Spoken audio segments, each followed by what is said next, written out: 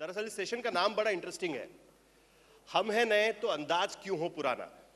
और आप लोगों को इसका अंदाजा आ ही गया होगा कि अंदाज क्यों हो पुराना से क्या मतलब निकलता है।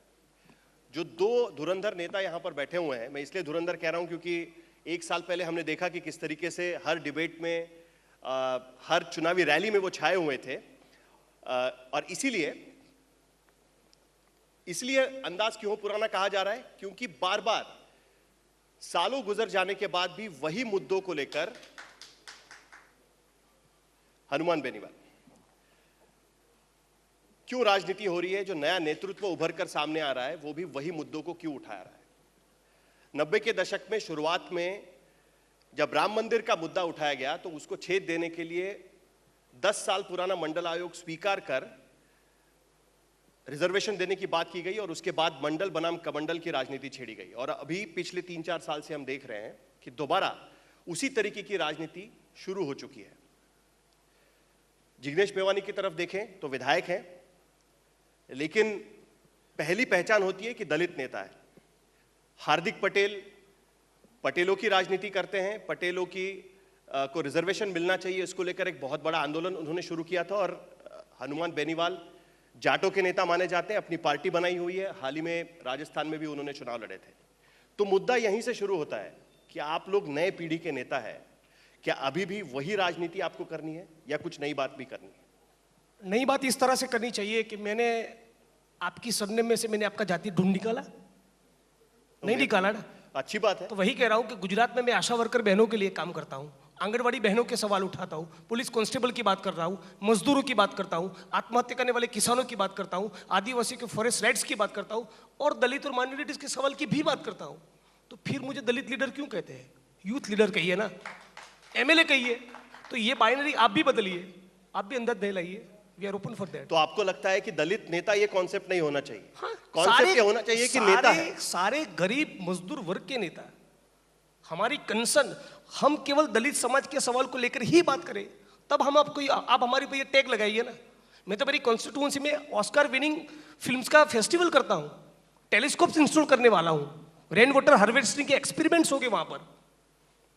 लेकिन आपका जो उदय हुआ राजनीति में खास करके, और जिस तरीके से आंदोलन की शुरुआत हुई, वो तो ऊना में जो दलितों पर अत्याचार हुआ उसके बाद। ऊना के 9 साल पहले से मैं पब्लिक लाइफ में हूं, ऊना के बाद आपके साथ इंटरव्यू चालू हुआ तो मीडिया ने आपकी तरफ ध्यान दिया ऊना के बाद। तो मैं, हमारा यही कहना है कि ये मेन स्ट्रीम मीडिया जिसने हमको ये टैग दिया दलित लीडर, वो इस पहचान मिटा देना। हमको बोले ना MLA Jignesh Mevani, I am fine with that. तो आप सारी जातियों के नेता हैं? सारे गरीब तबकों के नेता है, जातियों के क्यों? तो रिजर्व सीट से क्यों चुनाव लड़ना? आप खुलकर आके चुनाव लड़िए। तो रिजर्व सीट के अलावा कहां लोगों को कोई पूछता है? यदि पॉलिटिकल रिजर्वेशन नहीं रहता तो दलितों को कोई टिकट भी नहीं देता। हमारा तो एजेंडा, पुरानी बात, नई बात यह है कि इस मुल्क में कास्ट जैसा कुछ होना ही नहीं चाहिए। अनटचेबिलिटी के खिलाफ कैंपेन क्यों ना लॉन्च करे प्रधानमंत्री? यदि सबका साथ सबका विकास, तो पूरे भारतवर्ष के हर एक स्टेट की सरकार, चाहे कोई भी पॉलिटिकल पार्टी की हो, और केंद्र की सरकार छुआछूत के खिलाफ कैंपेन लॉन्च करे ना, समानता हो जाए। ठीक है, तो आपके गुजरात के अलायंस पार्टनर है हार्दिक पटेल, ठीक है, आप दोनों का एक अलग ही अलायंस है, तो हम उनसे पहले पूछते हैं। ये तो कहते हैं कि मुझे दलित नेता मत बोलिए, लेकिन क्या आप पटेलों के नेता है या आप भी गुजरात के आम जनता के नेता है? आपका क्या कहना है? बड़ा सवाल तो ये शुरू होता है कि हमारे कहने से आप मानेंगे तो नहीं। आप बोल के अगर तो हम ये कह देंगे कि आप हमें पटेल नेता या दलित नेता मत कहिए, तो आप ये बोलना भी बंद करने वाले नहीं है। ये हकीकत है और उस पर हम आपको गुस्सा भी नहीं करेंगे और नाराजगी भी नहीं व्यक्त करेंगे। बड़ा प्रश्न ये है कि जिस समाज से हम आते हैं, उस समाज की परिस्थितियों को हमने समझा, उस समाज के हितों और अधिकारों की हमने बात करी। जैसे जैसे हम पूरे गुजरात में घूमे, गांव-गांव में गए, आसपास के राज्य में गए, तब जाके हमें प्रश्न और सवाल भी ये खड़े हुए कि जो मांग हम लोग करके बैठे, उसके ही साथ जुड़ी हुई सबसे बड़ी बात है कि किसान और यूथ की बात। आज दिन प्रतिदिन बेरोजगारी बढ़ रही है, दिन प्रतिदिन किसान आत्महत्या कर रहा है, और किसान ऐसे आत्महत्या कर रहा है जैसे मैच का स्कोर बढ़ता जा रहा हो। उसके खिलाफ हम बात कर रहे हैं, हम सरकार के सामने सवाल खड़ा कर रहे हैं। और किसी भी लीडर और किसी भी शिक्षित व्यक्ति का यही अधिकार होता है कि शिक्षा जब आपको मिलती है तो शिक्षा के आधार पर आप सरकार से सवाल करें। जिग्नेश हो, मैं हूं या कोई और लीडर हो, ये तो अच्छी बात है ना कि सरकार से सवाल पैदा करते हैं, सरकार के सामने आवाज उठाते हैं। बाकी कई अच्छे अच्छे लोग हैं जो घर में जाके बैठ गए, केस के डर के चक्कर में, सरकार के सामने बोलने के चक्कर में कोई नहीं बोलता। आज हमारी बात यह है कि गुजरात के अंदर जिस तरह से एक ऐसा मॉडल बनाया गया था सरकार ने, भाजपा ने, कि ये गुजरात मॉडल है, वाइब्रेंट गुजरात है। आज उसी वाइब्रेंट गुजरात के अंदर पिछले 20 दिन के अंदर 33 किसानों ने आत्महत्या की। सिर्फ 700 लोगों की रिक्वायरमेंट जो जॉब होती है गवर्नमेंट जॉब, उसके अंदर 9 लाख लोग फॉर्म दाखिल करते हैं। उसके खिलाफ हम लोगों की आवाज है और ये आवाज हम ऐसे ही उठाते रहेंगे। और लोग अगर हम लोगों को यही कहेंगे कि ये जातियों के नेता है, तो मैं यही मानूंगा कि भारतीय जनता पार्टी सिर्फ हिंदुओं की पार्टी नहीं, फिर और भारतीय जनता पार्टी का एक ही मकसद था कि राम मंदिर बनाना। राम मंदिर के तहत उन लोगों को यही काम करना। अगर किसी एक व्यक्ति को आप किसी स्टेटस के साथ अगर जारी रखोगे तो हमें भी रखो, हमें कोई दिक्कत नहीं है। नहीं, तो बीजेपी को भी रखा करो। सवाल यही और हमारी जो बात है वो बात हम सरकार के सामने खुले दम से करते और यही करते कि जो वादा आप लोगों ने किया था 2 करोड़ रोजगार का, वो वादा खत्म करो और किसानों को सही एमएसपी का दाम दिया जाए। ठीक है, सवाल तो यही उठता है ना कि 700 जॉब्स के लिए अगर 9 लाख आप कह रहे हैं कि उसके लिए एप्लीकेशंस आते हैं, तो वो 700 जॉब में आरक्षण के लिए आप मांग करेंगे, उसके लिए आप लड़ाई लड़ेंगे। मैंने जो बोला उसका जवाब आपने ठीक से सुना नहीं। मैंने यही कहा कि जब समाज की बात हुई तो हमने उस बात को लेकर आगे निकले थे। आज जब पूरे राज्य के अंदर हम घूमे तो सबसे बड़ा प्रश्न चढ़ा कि पाटीदार समाज का आरक्षण का बड़ा इश्यू नहीं है। इश्यू है कि आज पाटीदार समाज के पास जो जमीनें थी वो दिनों दिन सरकार ने जमीनों प्राइवेट उद्योगीकरण को दे दी गई। आज किसान गरीब होता जा रहा है, किसान को हर एक चीज में जीएसटी और टैक्स डाल दिया गया।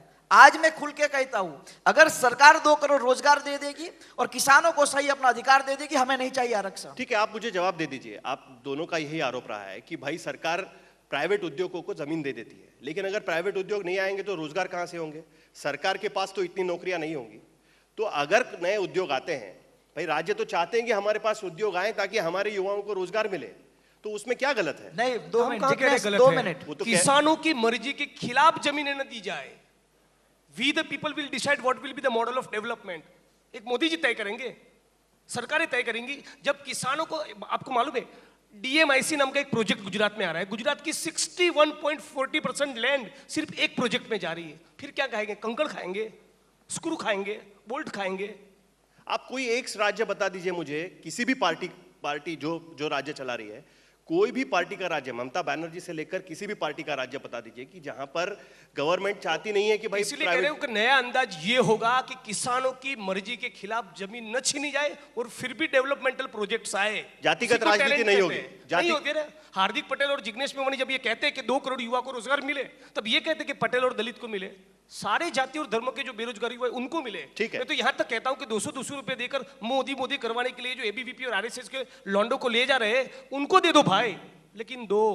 ठीक है, तो आप इस बात को जरा रोकिए क्योंकि इस पर मुझे दोबारा आना है। पहले मैं बेनीवाल जी के पास जाऊंगा। आप तो राजनीति में कई सालों से हैं, ठीक है, आपने रिजर्वेशन की भी लड़ाई लड़ी है, जाटों को आरक्षण मिल चुका है राजस्थान में, लेकिन क्या जाटों का भला हुआ? जाटों को आरक्षण मिला और उसके बाद गुज्जर वहां पर खड़े हो गए, बोले कि भाई ओबीसी में जाट आ गए, हमको अब अलग से आरक्षण दीजिए। तो ये लड़ाई तो मिटने वाली है नहीं। तो किस तरीके से आप युवाओं को लाएंगे साथ में? देखिए, सबसे बड़ी जो आज युवाओं के सामने समस्या है बेरोजगारी की समस्या है। राजस्थान में 4 लाख पद खाली है, जिसको लेकर हमने जन आंदोलन किया, कर्ज माफी, मुफ्त बिजली, टोल मुक्त राजस्थान, बेरोजगारी बचाओ, युवाओं को रोजगार। और देश के अंदर 26 लाख से ज़्यादा पद खाली है। सरकार सबसे पहले तो इन पदों को भरे, बेरोजगारी भत्ते की व्यवस्था करे। और जाट आरक्षण के बाद बहुत बड़ा फायदा जाट कम्युनिटी को हुआ था। और सबसे बड़ा फायदा पॉलिटिकल रूप से, जहाँ जाट सीटें प्रधान प्रमुख की रिजर्व हो गई थी, वहाँ ओबीसी के अंदर फायदा हुआ। और गुजरों ने बहुत बड़ा बलिदान दिया राजस्थान की धरती पर लड़के, उनको कांग्रेस और भाजपा ने दोनों ने धोखा दिया। नहीं, उनका तो आरोप है कि आपके आने से उनकी नौकरियां छीन गई। ना, वो तो अलग मांग कर रहे थे ना, उनकी तो मांग ही अलग थी। वो इसीलिए अलग मांग कर रहे हैं क्योंकि आपकी वजह से उनका हक चला गया। हमारा और उनका झगड़ा नहीं, हम एक ही हैं। वो पहले एसटी के अंदर आना चाहते थे और उसके बाद 5% पे सहमति गुजर नेताओं की बन गई थी सरकार से। सरकार 5% आरक्षण का बिल भी हर बार लाती है, लेकिन 50% से ज़्यादा हो जाता है। तो सरकार इसको 9वीं अनुसूची के अंदर दिल्ली के अंदर डाले इनकी सरकार, तो जाके वहाँ मामला 50% से ज़्यादा होगा। कई स्टेट के अंदर आरक्षण 65 से लेकर 72% तक है। देखिए, बेरोजगारी सबसे बड़ी समस्या देश की, युवाओं की। और हमने प्रयास किया जन आंदोलन के माध्यम से, अब की नई पार्टी भी राजस्थान के अंदर मैंने बनाई, 57 सीटों में उम्मीदवार लड़ाए, 3 विधायक मेरे जीते और 20 से ज़्यादा सीटों पर अच्छी परफॉर्मेंस रही। लोकसभा के अंदर हम फिर दोनों पार्टियों के खिलाफ लड़ाई लड़ेंगे। हमारा पहला एजेंडा यही रहेगा कि यूथ को रोजगार के साधन मिले। और सरकारी नौकरियों के अलावा भी जिस तरह लैंड बैंक बना के ये सरकार बड़ी कंपनियों को ज़मीनें दे रही है, लेकिन वो लैंड बैंक बना के और उन जमीनों को आगे बेच रहे हैं, वहाँ नए उद्योग नहीं लग रहे हैं। मेरे जिले की मैं बता दूं, राजस्थान के अंदर कई कंपनियों को जमीन दे दी। आपकी पार्टी कांग्रेस को काटने के लिए तो नहीं बनाई गई थी? ऐसा है कि हमारा तो कांग्रेस बीजेपी दोनों से ही झगड़ा है साहब। हाँ ये है कि अगर मैं नहीं लड़ता तो कांग्रेस 150 पे जाती, उसको कांग्रेस को भी ठीक किया राजस्थान के अंदर, और लोकसभा के अंदर मोदी को ठीक कर देंगे। हम तो ठीक करने के लिए लगे हुए हैं, और युवा रोजगार चाहता है और रोजगार की गारंटी सरकार उनको दे। और एक सिंचित क्षेत्र अगर देश के अंदर बढ़े तो निश्चित रूप से किसानों का भला भी होगा। 3 लाख करोड़ का जब धन्ना सेठों का 17 साल में कर्जा माफ हो सकता है, तो राजस्थान के किसानों की हमने लड़ाई लड़ी 82,000 करोड़ के कर्जे की, और देश के किसानों को भी एक बार पे फोकस किया जाए। हम चाहते हैं नए उद्योग लगे, लेकिन उद्योगों की आड़ के अंदर लैंड बैंक बना के कंपनियों को फायदा नहीं दिया जाए, उपजाऊ जमीनें नहीं छीनी जाए। ठीक है, तो आज 3 लोग बात कर रहे हैं। आश्चर्य की बात है कि हार्दिक पहली बार ये कह रहे हैं कि जब हमने पाटीदार का आंदोलन शुरू किया, हम गुजरात में सब जगह घूमे, उसके बाद हमको लगा कि ये तो कुछ अलग ही समस्या है, सिर्फ पाटीदारों की समस्या नहीं है। खुल के कहते हैं, आप ही कुछ स्टेटस बना के हम लोगों को रख देते हैं। ठीक है, अब चूंकि मैंने आपको पहले कहा कि आप दोनों पर मुझे आना है, वो इसलिए आना है क्योंकि आनंद तेल तुमड़े, जिनको अभी अर्बन नक्सल के टैग में जिनके खिलाफ जांच चल रही थी, किसी अर्बन इडियट ने कहा होगा तो उन्होंने अपनी किताब में एक बात कही है, आप दोनों के अलायंस को लेकर बात कही है, जिसका मैं जिक्र यहां पर करना चाहूंगा। और खास करके ये दोनों आप, क्योंकि आप आज कुछ अलग बात कर रहे हैं। उनका ये कहना है कि दलित जो मूवमेंट है उसको अब कुछ अलग तरीके से सोचना होगा, आइडेंटिटी बेस्ड पॉलिटिक्स, ठीक है, और उसके साथ ही कास्ट बेस्ड अलायंस नहीं करनी चाहिए। उनका इशारा आप दोनों की तरफ था। उनका ये कहना है कि Mevani worked with Patidar leader Hardik Patel during the last elections, जिसके वजह से ये बात हो रही है। लाइन पूरी पढ़िए ना। ठीक है, caste only knows how to split. Yes, agreed. ये लाइन है। हाँ, मतलब तो उनका ये कहना है कि आप दोनों आके स्प्लिट करने की कोशिश कर रहे हैं समाज में। नहीं, उनका ये कहना है जिससे मैं पूर्णतः सहमत हूं कि जाति सिर्फ एक ही चीज चाहती है कि तोड़ा जाए। वो जोड़ने वाला वो सिमेंट्री फोर्स नहीं है। The only thing that caste knows is to divide. तो इसीलिए तो हम कह रहे हैं कि कैलिफोर्निया में कहां जाति है, जाति व्यवस्था ही खत्म कर दी जाए। लेकिन जाति व्यवस्था को खत्म करने की बात तो छोड़ो, उसका एक बेसिक एलिमेंट हम छुआछूत को खत्म नहीं कर पा रहे। गुजरात के 1590 गांव में 97 टाइप्स की अनटचेबिलिटीज भाजपा के शासन के दौरान पाई गई, उसमें से एक गांव का कॉग्निजेंस नहीं लिया। प्रधानमंत्री खुद कर्मयोगी नाम की किताब में ये लिखते हैं कि सफाई कर्मियों को सफाई काम करने में आध्यात्मिकता का आनंद मिलता है, लोगों को गटर में उतरने में आनंद मिलता है। ये उनकी सोच है प्रधानमंत्री की। Prime minister of India 56 inch का सीना, ये तो आज की बात नहीं है ना। पिछले 70 साल से जब से भारत की निर्मित हुई है तब से ये सवाल है ही। जब उनके दिमाग के अंदर ही स्वच्छता का अभियान नहीं चला, जब अनटचेबिलिटी नहीं जा रही, तब जाति व्यवस्था तो कब खत्म होगी। हम तो चाहते ही है, जो कास्ट डिस्क्रिमिनेशन और कास्ट वायलेंस का शिकार जो लोग हैं वो तो चाहते ही है ना कि ये न रहे बीमारी। जिग्नेश, बात ऐसी हो गई आज की तारीख में कि आपको एक तरीके की राजनीति को अगर धुतकारना है तो पहले मार्जिनलाइज्ड कास्ट को, ठीक है, उनको रिजर्वेशन देने की बात होती थी। आज जिसके पास ताकत है, जिसके पास इलेक्टोरल पावर है, वो लोग राजनीति में उतरकर मांग कर रहे हैं कि हमको रिजर्वेशन दो। जैसे महाराष्ट्र में मराठाओं को आरक्षण मिला, पटेल एक माइटी कास्ट है गुजरात में, अब वो राजनीति। मैं रिस्पॉन्ड करता हूं। देखिए, ये आरक्षण की जो नई डिमांड खड़ी हुई है उसको ढंग से एनालाइज करें तो उसके मूल में 2 चीजें हैं। डीप अग्रेरियन क्राइसिस, किसान और खेती का जो संकट है उनकी आज जो परिस्थिति हुई है वो, और दूसरा है अनएम्प्लॉयमेंट। तो इसको दुरुस्त किया जाए ना। सॉल्यूशन क्या है इसका? तो सॉल्यूशन ये है, बीजेपी कांग्रेस यही सॉल्यूशन है। मैं बोलता हूं सॉल्यूशन ये है कि 2 करोड़ रोजगार आप नहीं दे पाए ना, कोई बात नहीं। आपने जो 26 लाख पोस्ट को सैंक्शन करके रखा है उनको तो दे दो जॉब।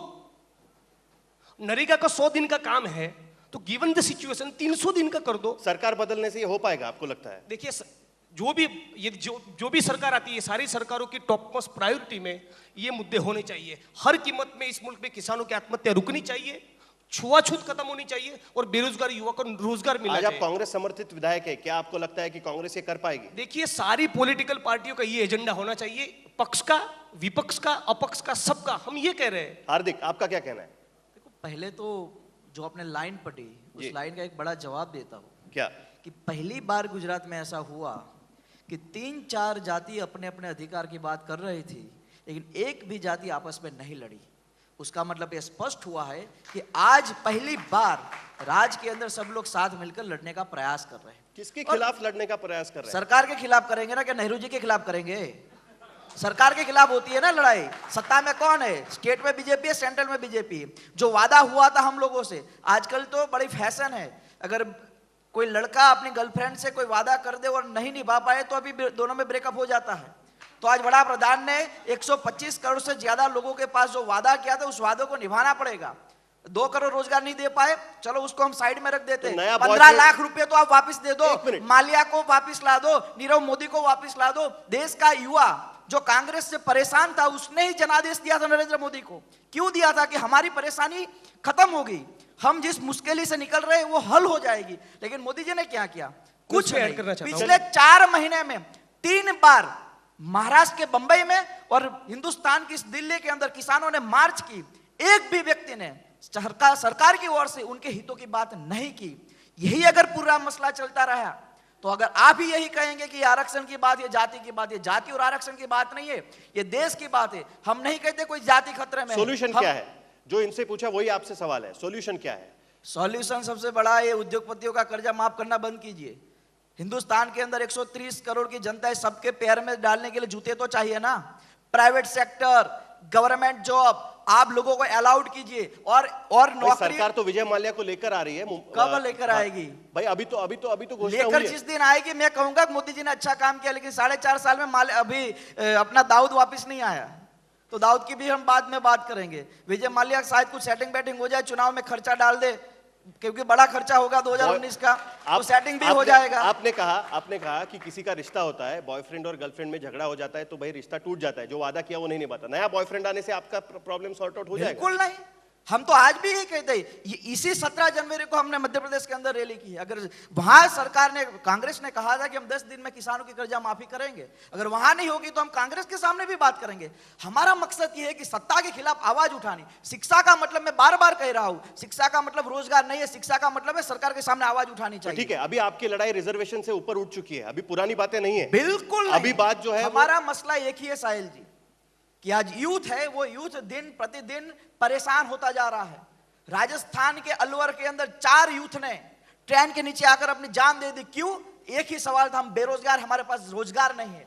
आज देश की स्थिति इस परिस्थिति पर चल रही है कि हम दूसरे देशों से पीछे की बात छोड़ी, हम डूब गए।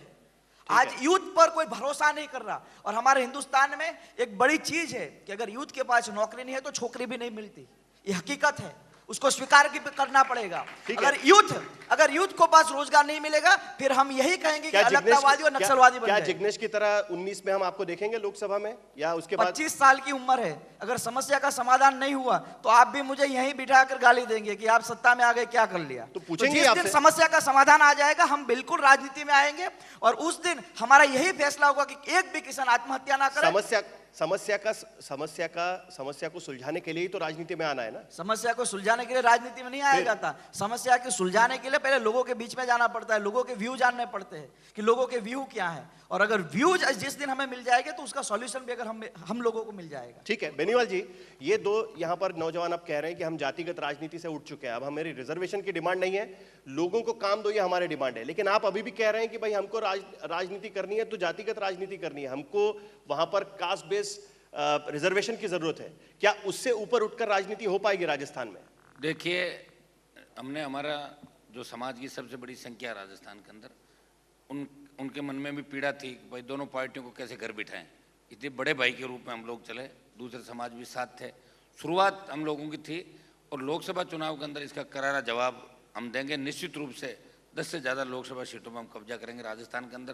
कांग्रेस और भारतीय जनता पार्टी दोनों को सबक सिखाएंगे। और आरक्षण, मेरा तो ये कहना, मैंने हर रैली के अंदर भी सबक सिखा के लाएंगे किसको? अब थर्ड फ्रंट बनाना चाहेंगे हम तो देश के अंदर। थर्ड फ्रंट का नेता कौन है भाई? कौन चलाएगा? कोई कोई आ जाएगा तो नेता आ ही जाएगा, कोई कोई, है ना। मोदी जी आ गए थे, जैसे कोई आया तो और आ जाएगा। अच्छा, हम ये कह रहे हैं कि आरक्षण के हम पक्षधर हैं, आरक्षण मिलना चाहिए। मैं तो ये भी कहूँगा कि ओबीसी के परसेंटेज के हिसाब से आरक्षण बढ़ना भी चाहिए। और आर्थिक आधार पे अगर दूसरी जातियों को आरक्षण की आवश्यकता तो उनको भी आर्थिक आधार पे पुनर्विचार करके हर जाति को आरक्षण का अधिकार मिलना चाहिए जिनको वास्तव में आरक्षण की। ठीक है, जाते जाते आप तीनों से संक्षेप में एक बात आप जानना चाहेंगे। आज एक बार फिर हम उसी मोड़ पर आकर रुक गए हैं कि जब एक पार्टी राम मंदिर की बात कर रही है, दूसरी पार्टी किसानों की बात कर रही है और उसके साथ साथ जातिगत समीकरण की भी बात कर रही है। दो जातियों का मिलन किया जा रहा है क्योंकि हमको सरकार बनानी है या जीत कराना है, ठीक है। मायावती और अखिलेश यादव को साथ मिलाने की कोशिश चल रही है क्योंकि यादव और दलितों के वोट यूपी में हमको जीतने हैं। दूसरी तरफ राम मंदिर की भी राजनीति शुरू हो चुकी है। इस पूरी राजनीति को छेद देने के लिए आप जैसे लोग क्या कर सकते हैं? देखिए, जाति और धर्म से परे होकर सबसे पहले हमको बात करनी पड़ेगी। तो इसीलिए मैं दोहरा रहा हूं कि मैं ये नहीं कह रहा हूं कि 2 करोड़ रोजगार के कोटा में से पहले दलित या पाटीदार को दे। जो भी डिजर्विंग है, जो भी क्राइटेरिया में आते हैं, उन सबको रोजगार मिले। 3,16,000 करोड़ यदि इंडस्ट्रियल ग्रुप्स का टैक्स माफ हो सकता है तो किसानों का कर्जा क्यों नहीं माफ हो सकता? किसान और मजदूर की बात करेंगे, एक सेकंड के लिए आपको रोकूंगा। 84 करोड़ लोग आज इस मुल्क में रोज के 20 रुपए में गुजारा करते हैं। ये 84 करोड़ फैमिलीज सुबह नाश्ते में अपने बच्चे को दूध का प्याला नहीं दे पाएंगे। ये कैसा भारत हम बना रहे हैं? हम इस मुद्दे की बात करना चाहते हैं। 60 करोड़ मजदूर के पसीनों की कोई कीमत नहीं दे रहा है। 36 करोड़ से ज्यादा लोग या तो सर के ऊपर शेल्टर नहीं है तो झुग्गी झुपड़पट्टी में जीते हैं। हम इनकी बात करना चाहते हैं। ठीक है हार्दिक। मैं इतना लंबा नहीं बोलूंगा, लेकिन जो लोग धर्म पर लोगों को इकट्ठा करते हैं, हम लोग जनता के अधिकार के लिए लोगों को इकट्ठा करेंगे और जागरूक करेंगे और सरकार के सामने बड़ी आवाज में इंकलाब के मार्ग पर, क्रांति के मार्ग पर बड़ी आवाज कर सरकार को उन्हीं मांग पर विमर्श करने के लिए मजबूर करेंगे। ठीक है बेनीवाल जी। देखिए, राजस्थान की सरकार एक तो संपूर्ण किसानों की कर्ज माफी, राहुल गांधी राजस्थान चुनाव के अंदर कह गए थे, मध्य प्रदेश के अंदर भी कहा, और एक बेरोजगारी भत्ता 3500 रुपये। ये कांग्रेस की 2 मेजर मांग थी। हम जन आंदोलन के माध्यम से दोनों काम करवाना चाहते थे 10 दिन के अंदर। अगर कर्ज माफी नहीं होती है, बेरोजगारी भत्ता नहीं मिलता है, तो हम राजस्थान की धरती से आंदोलन का आगाज करेंगे और इस बार राजधानी में कूच नहीं करेंगे। 20 लाख लोग दिल्ली में कूच करेंगे और सरकार की ईंट से ईंट इस सरकार की बजा देंगे और कांग्रेस को भी रोक देंगे देश के अंदर। बिल्कुल, और हम कोशिश करेंगे, जो हार्दिक पटेल ने कहा कि मध्य प्रदेश में कांग्रेस अपना वादा पूरा नहीं करती है तो हम वहां पर भी मार्च करेंगे, उस पर हम जरूर ध्यान रखेंगे। आप तीनों का बहुत बहुत शुक्रिया और उम्मीद करते हैं कि नए लोग हैं तो नए सुर में अगली राजनीति करेंगे। बहुत बहुत शुक्रिया।